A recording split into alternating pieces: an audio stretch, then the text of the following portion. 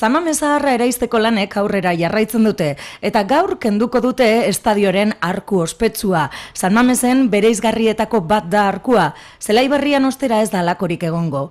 Jendetza hurbildu da, bertatik bertara, arku zaharra nola kentzen duten ikustera.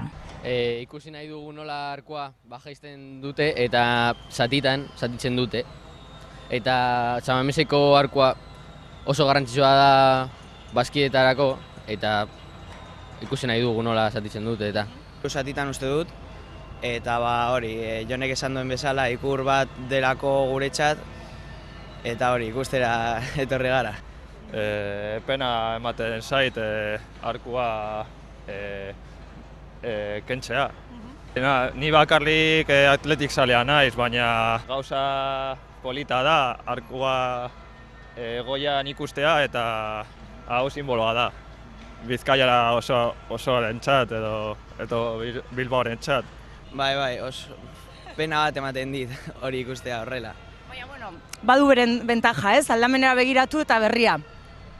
Bai, berria da, baina ez da izango gauza bera. Ez dakit hori. Bakarra da, San Mames.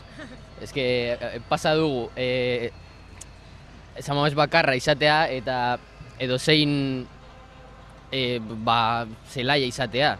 Lau garabik antzineko joko zelaiaren gainean utziko dute, eta 12 zatitan banatuko da geroago leku saldatzeko. Atletik klubeko zuzendaritza batzak arkua Lezaman kokatzea onartu du bere azken bileran. Gaur lurrera jaitzi ostean, kirol instalazioetara eramango dute bertan kokatzeko. Behin pausu hau eman da, armaia nagusia eta aurrealdea botatzen hasiko dira. Eraizketa abuztuaren amaieran amaitzea espero da. Atletikek jakitera eman duenez.